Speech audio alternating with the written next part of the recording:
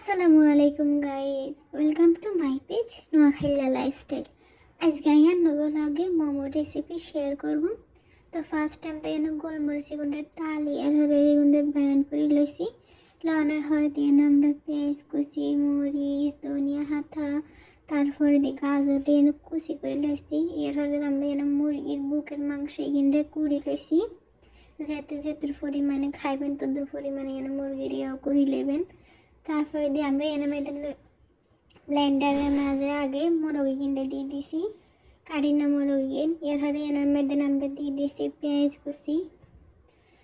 কুচি দেন ধরে দিয়ে আমরা এনার মধ্যে অ্যাড করছি আবার গাজর কুচি দিয়ে আমরা এনার মধ্যে দিয়ে দিই মরিচ কুচি দেন ধরে দিয়ে আমরা আবার এনার মধ্যে অ্যাড করছি ধনিয়া কুচি ধনিয়াতে কিন্তু যেগুলো কুচি রাখছি হিগিন দিয়ে আর দিয়ে আমরা এনার মধ্যে দিয়ে দিয়েছি রসুন বাটা দেন হরে দিয়ে আমরা এনার মধ্যে অ্যাড করব গোলমরিচ, সয়া সস।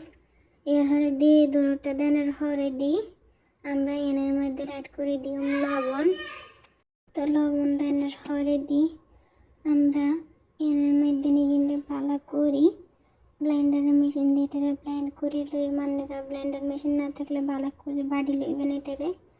তো বাড়ি লাউনের সরদি ব্লেন্ড করে লইছি আমরা তার বাড়ি নয় এনার মধ্যে দিয়ে দিছি হরে দিই গরম করি নেকড়ি উত্তপ্ত তেল এনের মধ্যে দিয়ে দিছি দিই এটারে চামচের সাহায্যে ভালো করে মিক্স করে রাখছি। তো অন্য পাশে আমরা এনে এটার মোমোর ডো রেডি করতে আসি। তো রেডি করে নিলে ফার্স্টে এর মধ্যে লইছি আটা দেনের হরে দিয়ে এর মধ্যে দিয়ে দিছি লবণ আর তেল। তো তেল দিয়ে এটারে আটার লগে ভালো করে মিক্স করিয়ে লইছি হাতের সাহায্যে এটারে বারবার ধলা করিয়ে এটারে দিকে আবার করি ঝুরঝুরা করিয়ে লইছি। কিন্তু তেলের লগে এক কথায় ভালো করে মিক্স করিয়ে এটারে দিয়ে না আমরা একটু করে পানি দিয়ে আস্তে আস্তে মিশাইতে আসি যাতে এটা ভালোভাবে ওই যে আটা কোনো নষ্ট না হয়। এটালে আমরা একটু করে পানি দিতে আসি, নইলে এক লগে দিয়ে যাবো পানি বেগিন দিয়ে দিলে একেবারে পুরা ওই তো নষ্ট হয়ে যাবে। তো এটা আস্তে আস্তে পানি দিয়ে আটারে পারফেক্টলি করি আর দিয়ে ছোট্ট করি রুটি বেলিয়ে এলেছি আমরা এর দিয়ে দিছি পরিমাণ মতো পুর দেনের হরে দিয়ে আমরা এটারে নিজেকে মনের মতন শেপ দিয়ে দিই। আসলে আমরা এটা একেবারে যে অনেক ভালো হারি এমনটা না, আমরা ঘরের মাঝে খাইও ঘরের মানুষ এটালে কোনো রকমের নিজেকে মতো করি শেপ দিয়ে লাইয়ের। তো এই যেভাবে দেখতে আছেন আমরা সেভাবে শেপ করে লেছি। আনেরা যদি ভালোভাবে শেপ দিতে পারেন অবশ্যই আনেরা সুন্দর করে শেপ দিয়ে দিবেন। আমরা যেরকম পাইছি এরকম বানাইছি, আমরা প্রফেশনাল করে রাঁধুনি না। এরকম এই যে দেখেন এরকম বানাইছি বানাই আর দিকে অনেকগুলা বানালেছি আমরা যেহেতু ঘরে মানুষ বেশি আমরা অনেকগুলা বানাই আর রেডি এনের মেদিন কড়িকের মেদিন দিয়ে দিছি তেল যেটার মেদিন মানে আমরা বানাই মোমোটারে। তো এরকম অনেক স্টিম মেশিন না থাকলে মানে স্টিমের ইয়েটা না থাকলে আপনারা এনের মধ্যে আঙ্গো প্রসেস ফলো করতে পারেন। তো ফার্স্ট এনে তেল ব্রাশ করে দেন সরে দিয়ে অজ্ঞ করে আমরা এনে মোমো দিয়ে দিছি।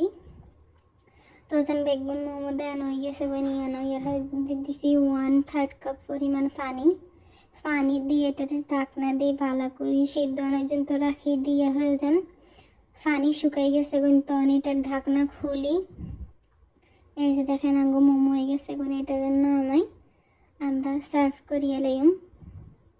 এইটার ভিতরে আগে ভাগে কই অনেক ভালোভাবে রাঁধ হয়ে গেছে কুক হয়ে গেছে আপনারা ভাববেন না যে কাঁচা রয়ে গেছে। তো আমরা এটাকে সার্ভ করিয়ে লাইছি।